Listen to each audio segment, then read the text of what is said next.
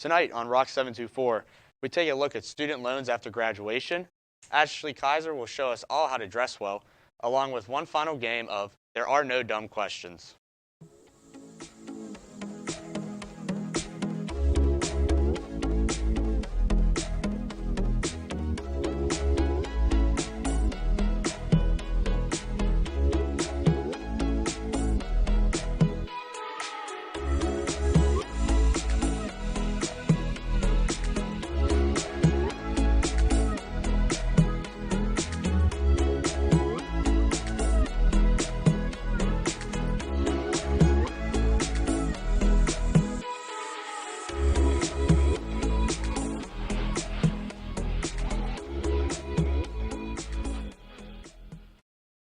And welcome back to our final show.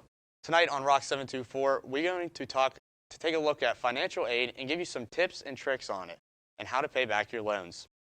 Here in the United States, 16 million students are enrolled in a college. For more than half of those students, they will leave with, on average, $33,000 in student debt loans with or without a degree. For a lot of students, including SRU alum Christina Malak, the amount of student loans borrowed isn't just for tuition, but living expenses. And since student loans can be used for things like rent, just living in a college town can be expensive.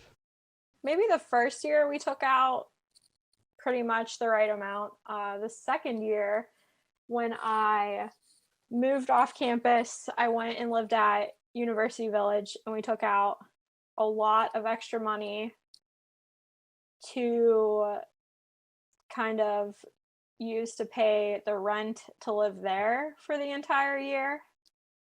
And it was extremely expensive, so we ended up spending a lot more that semester just for off-campus housing.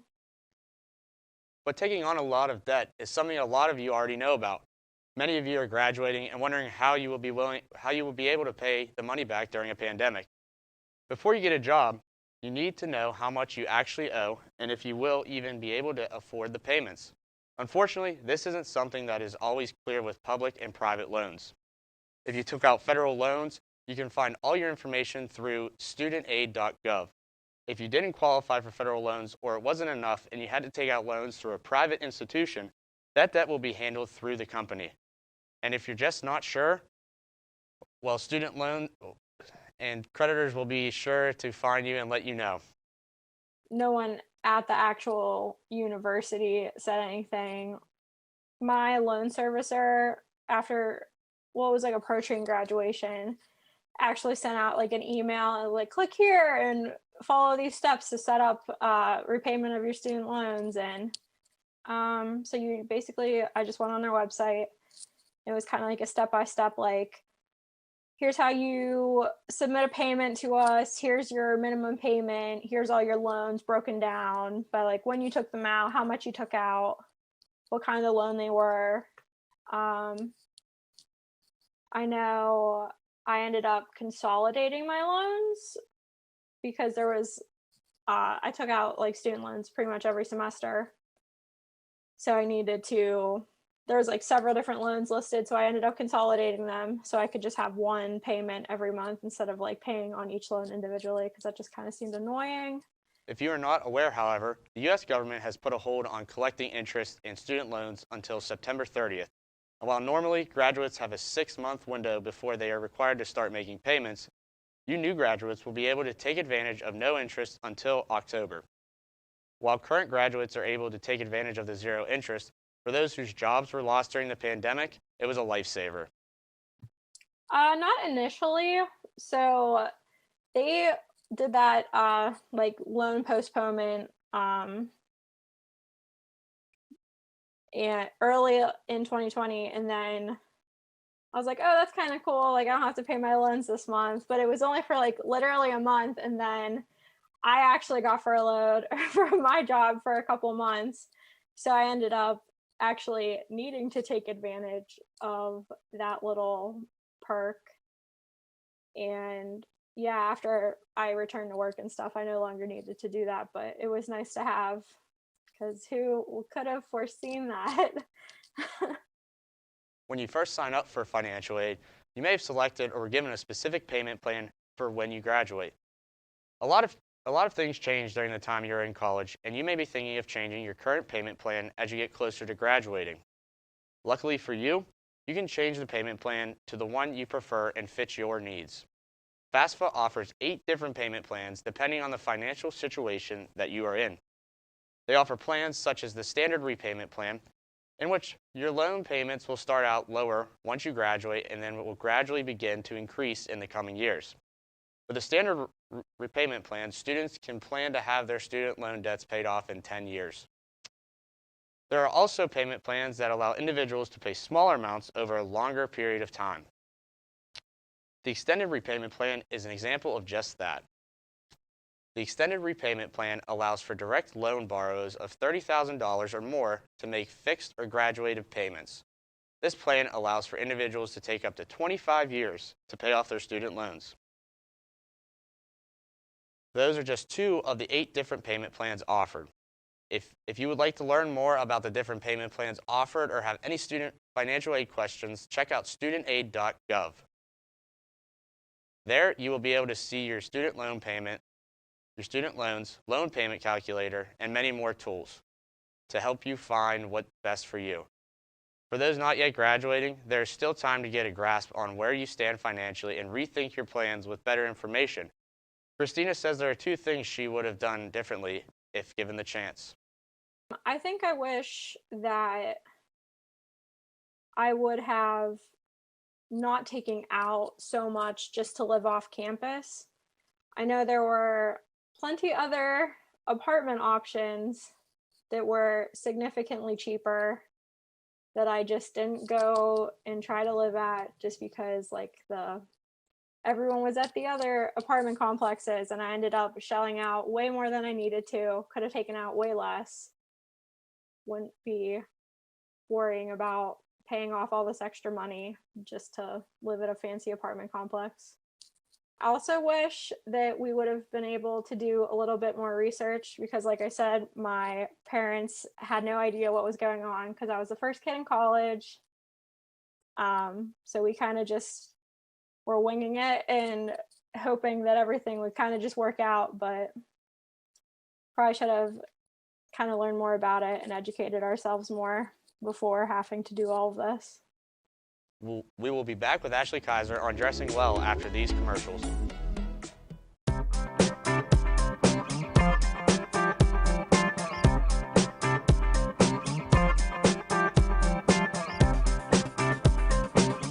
WSRU-TV News is the student-run news station for Slippery Rock University.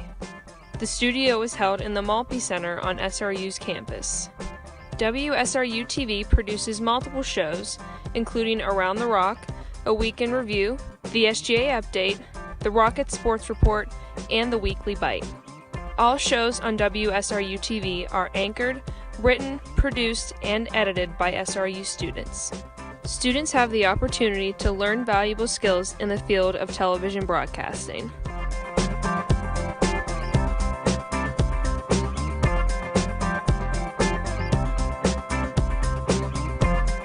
WSRU-TV. Your campus, your community, your station. Do you remember when you were told not to play with fire? You were told to be quiet. When they said caring wasn't in your generation's DNA.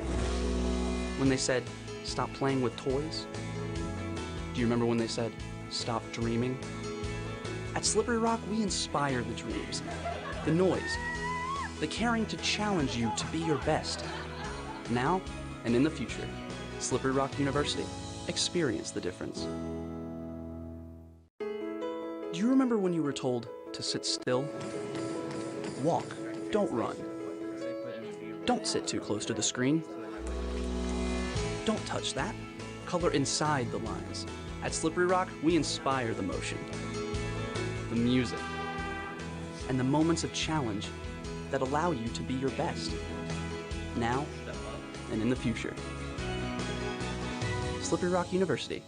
Experience the difference.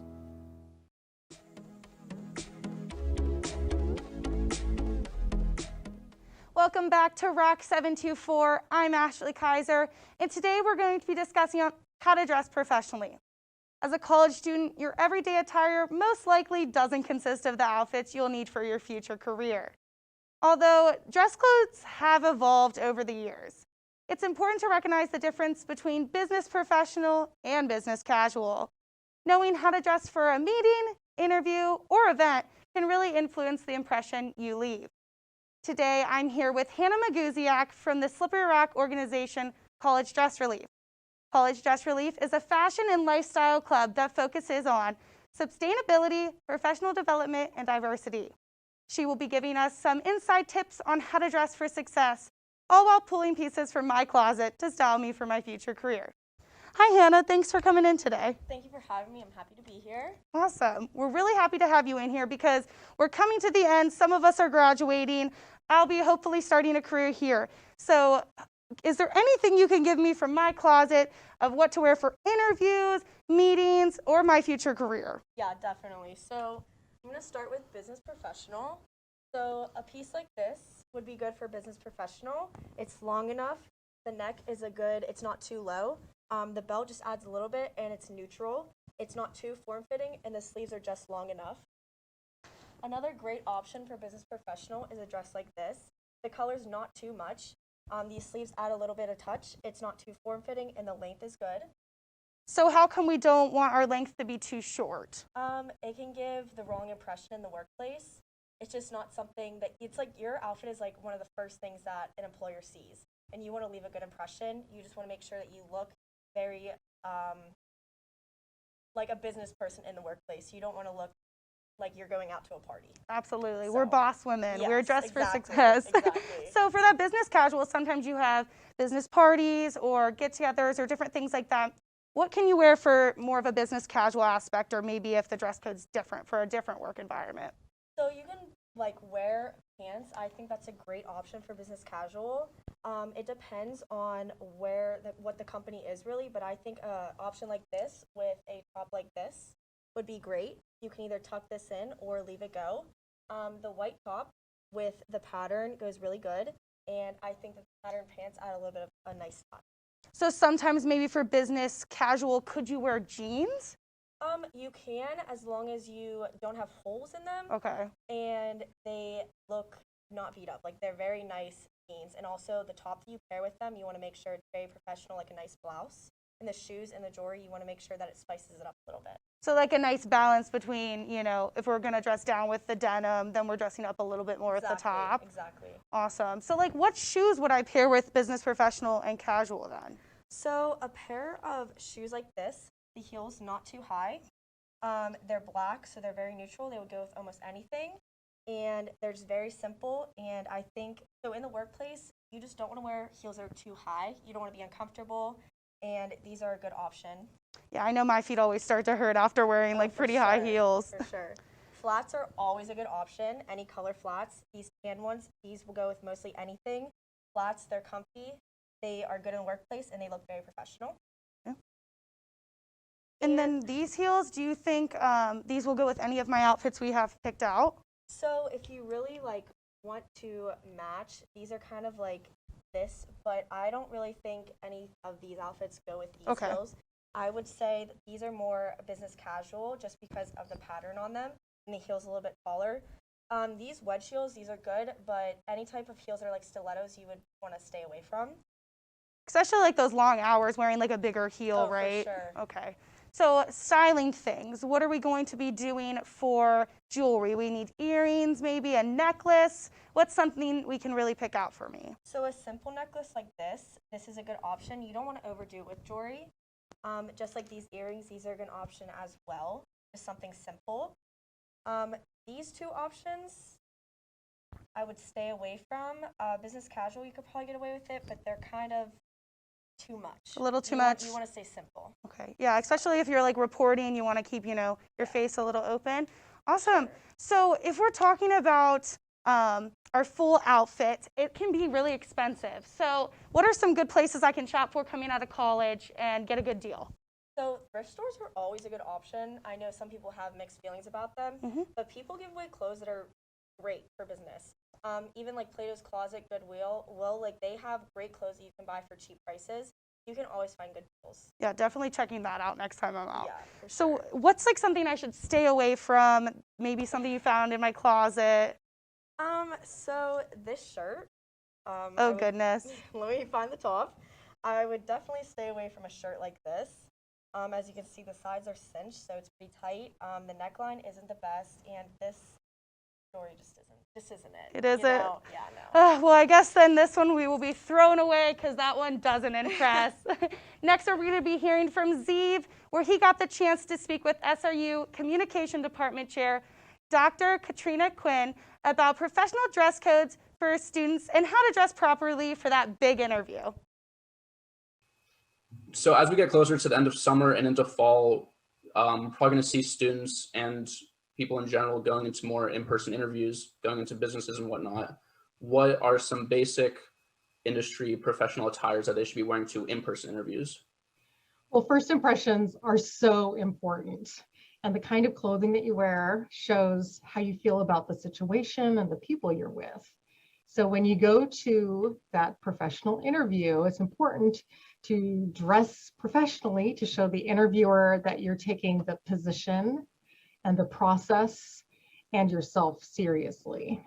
So there are lots of different ways that you can approach professional attire, but for the typical professional position in the United States, like communication or business or education, you'll want to choose a two-piece business suit. So for men, that's a suit with a tie. And for women, that would be either a tailored dress or that two-piece suit with slacks or a skirt. And of course, dress shoes would have to go with that as well. Now, that might sound really prescriptive and like there's not a lot of flexibility, but in recent years, there has been a lot of room for growth in terms of self-expression within that professional model. So while there is a lot of flexibility, you should also try to be somewhat conservative because almost universally, the person that you're interviewing with will be at least a little bit older than you are. So can you tell me kind of the more specific differences between, let's say, business casual and business professional attire? Sure. So the business professional qualification denotes that two-piece suit that I just mentioned as being appropriate for most interviews in the US. And these tend to be more carefully tailored. They tend to be coordinated and more traditional in appearance. Now, business casual, on the other hand, does offer more variety, but one thing that it is not is casual. So forget your favorite jeans, your sandals, your hoodie, your t-shirt. Instead, you are typically looking for a pair of non-denim pants and a button-down shirt and jacket for men. And for women, a blouse and sweater or jacket combination. Now, for most college students, business casual will still feel like you're dressing up, but your truly casual clothes, save those for the weekend. So are there any specific colors or patterns within attires that may be appealing or unappealing when going into an interview? Interview coaches usually recommend avoiding really bright colors or many colors, and orange ranks at the bottom of the list. So that orange suit of yours stays in the closet. Instead, you should be picking neutral colors and conservative patterns, especially for that interview. More importantly, both men and women should always pick clothes that fit well. So they shouldn't worry as much about color as about the fit. So not too low, not too high, and certainly not too tight. And also avoid accessories that could get in the way or be distracting. And no backpacks. Just remember that putting together a career that fits usually starts with putting together that interview outfit that fits. What do you think is the most important aspect of a student's or person's attire when going in for an in-person interview? Well, assuming that you are professionally dressed, the most important part of your outfit, and anyone familiar with the musical Annie will know this, is your smile.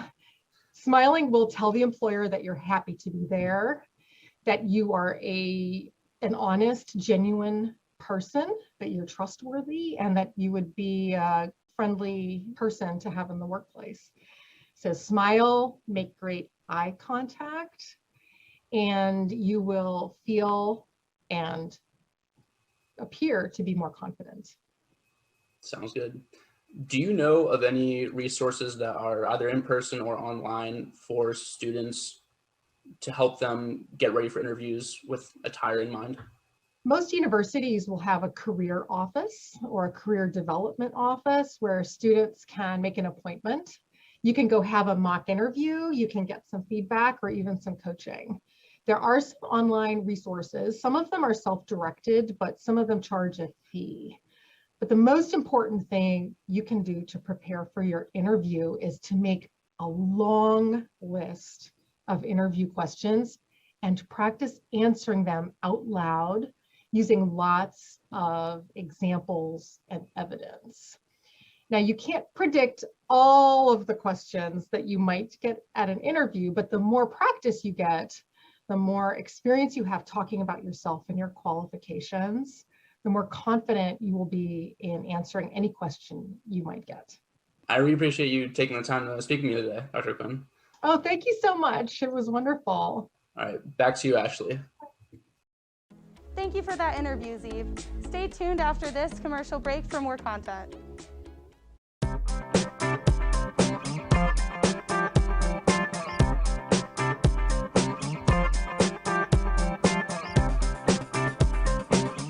WSRU-TV News is the student-run news station for Slippery Rock University. The studio is held in the Maltby Center on SRU's campus. WSRU-TV produces multiple shows, including Around the Rock, A Week in Review, the SGA Update, the Rocket Sports Report, and the Weekly Bite.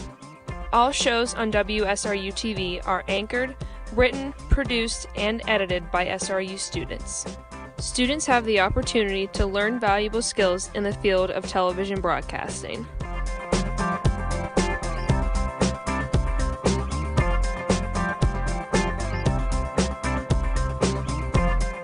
WSRU-TV. Your campus, your community, your station.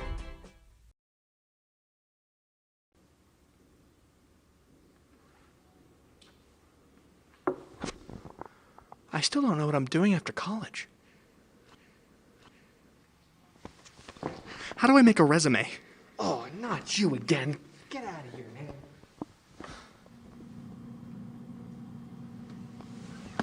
All I do is stress eat. How do I take care of myself? Dude, stop following me and asking me questions, all right? Gee.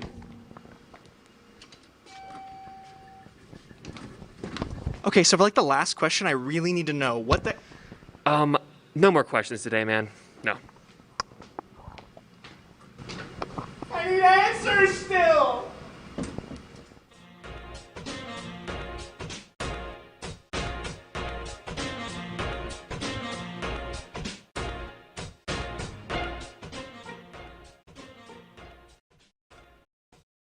I'm Azure Johnson-Payne, coming at you live from Maltby Studio. And for a final time, we join our SRU students to play There Are No Dumb Questions. We've talked about taxes and financial aid, learned about resumes and networking skills, and we've had a conversation about mental health and wellness. What else could there possibly be to cover? Well, for our farewell show, we wanted to show some love to all of our soon-to-be graduates and talk about the Alumni Association. Joining me tonight to help elaborate more about the Alumni Association is Kelly Bailey. Kelly is the Director of Alumni Engagement here at SLIP and has been with us since November 2011. Kelly's first time attending a Slippery Rock commencement ceremony was when she was just 8 years old, all the way back in 1987 when her father graduated. Kelly later went on to become a legacy. Thank you for joining us tonight, Kelly. At the bottom of your screen, a unique game code has appeared. Use this code in the official Kahoot app in order to play along with us live. Earlier this week, Kyle and our crew went around campus and conducted student interviews based on the Alumni Association. After we catch their official answers, the Kahoot's game timer will start and players will be given only 20 seconds to answer the multiple choice question presented on their screen. Once all answers are collected, we will then check in with Kelly to further elaborate. If you'd like to play along live, you must use the code to be entered into our quiz lobby. That was a mouthful. I'm not gonna miss having to recite those rules every single week. But a quick fact before we start is that the oldest living set of twins that have graduated from Slippery Rock did so in 1947, and they recently celebrated their 100th birthday. And now, for a final time, let's take it to Kyle. Hey, how's it going? I'm Kyle Steinle, back one last time on our beautiful SRU campus to ask our students if they know the answers to our questions about the Alumni Association. Come on.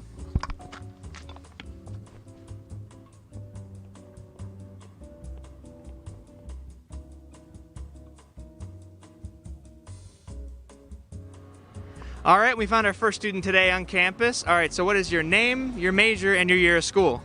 I'm Keelan Hartman. I'm a safety major, and I'm a junior. Our first question that we have here for you today is, what is the Alumni Association?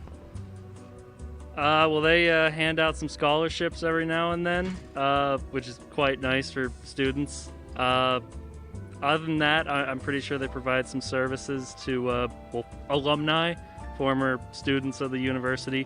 But other than that, I don't really know like the specific services. All right, that's a pretty good answer. Back to you. So, what is the Alumni Association? Kahooters, the quicker you answer, the higher number of points you'll gain.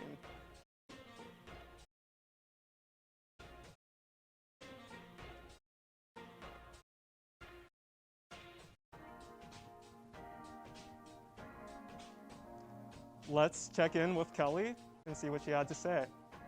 So the Alumni Association was founded in 1911, but we have been hosting events since 1906. And the sole goal of the Alumni Association is to engage alumni with the life of the university and keep our alumni connected. And we do this through programs and activities that are relevant through your whole life. From sporting events to happy hours, golf outings to reunions, as well as professional development and networking opportunities, we always have something going on for our alumni to enjoy and to participate in. The most popular events hosted by the Alumni Association are sporting events including tailgates at Pirates, Penguins, and Steelers games. In addition to that, the Alumni Association also partakes in homecoming and an alumni-only weekend, which is typically in June.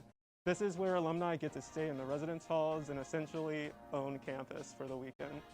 Now, back to Kyle for question number 2. All right, so we found another group of students out here on our beautiful campus. So what are your guys' names, your majors, and your years of school? My name's Alexa Nolf. I'm a freshman with a mid-level mathematics education major. My name is Evan Grand. I'm a freshman as well, and I'm a psychology major. All right, so our next question here today is going to be, how do students that are expecting to graduate get involved with the Alumni Association? I'd say if you looked on the Slippery Rock website, you'd be able to find information regarding the Alumni Association. Pretty good answer. Back to you. It's time to tune back into our live Kahoot game and give players at home a chance to stack up some points. Question 2 wants to know, how can students or soon-to-be graduates get involved with the Alumni Association? Remember, you only get 20 seconds.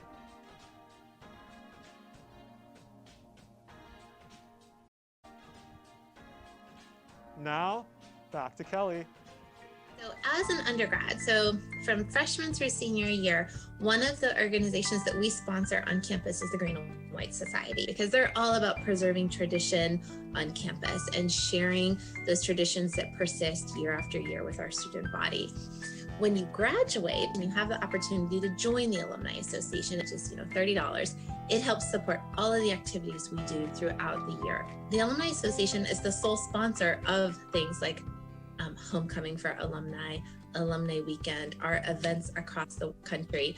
So we use those resources a lot. You would understand how like your SGA fee or your student fee helps supports all the student organizations on campus. It's very much the same thing. If you already have graduated and you're not a member of the Alumni Association already, don't worry, they will still reach out to you. The Alumni Association hosts events for all alumni, even without membership. However, there are some membership-only events. Coming up next year, for example, the Alumni Association anticipates hosting a Hamilton event. So for all you Lin-Manuel Miranda fans out there, be sure to check that out. And now the time has come. It's time to go back to Kyle for our final question. All right, and we found ourselves this last student here today. He cannot run from me anymore. What is your name, your major, and your year of school you can't run? Oh, shucks. I'm Daniel Sedor-Franzak. I'm a senior, and I'm a digital media production major with an emphasis in TV. Oh, thank you. Finally. All right, so just one question for you. Only one. Just have to answer one. Don't run. All right? Okay. Why is the Alumni Association important at SRU? I'd say just to stay connected, to have that family element, you know, always there, someone to go back on, to reach out to, and even just networking, you know, for people like when I was to people in my shoes, I didn't know what to do, just they'll be there, you know, you always have that source, and to just stay connected through SRU all the time. What a fantastic answer. Back to you, Azure. Players at home, this is now your final attempt to climb the leaderboard and try to rack up some points. The final question at hand is, why is the Alumni Association important? Remember, you only get 20 seconds.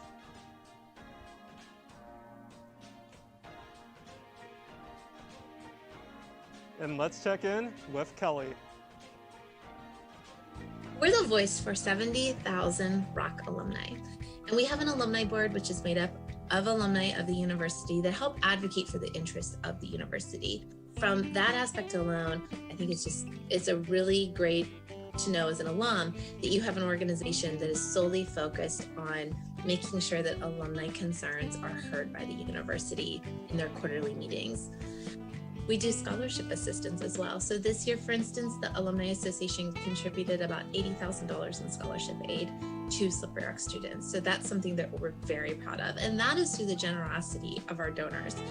There are alumni, thankfully, that care so much about your experience that they give of their resources. It's not for any other reason but to enhance the student experience. Kelly wants students to know that special events are hosted year-round, where successful alumni come and speak with current students to talk about business experience. One piece of advice that Kelly wants to give our soon-to-be alumni is to not underestimate yourself and how well prepared you are. And the Slippery Rock and the resources are always here to support you. Check out the Alumni Association website to see all their events going on, and to join on their website, you can also purchase a personalized brick for the alumni patio, rent the alumni house for events, see all the membership benefits like travel discounts, and submit a donation that goes toward any part of campus that you'd like. That's all the time that I have for you tonight. It has been an honor hosting here. But before I go, a special thank you to all of our interviewees, Kahoot participants, and of course, our expert, Kelly Bailey, Director of Alumni Engagement. And I'm with Ashley, Nick, and the rest of our cast here at Rock 724. Woo! And it's time to officially say good night. Bye. Bye.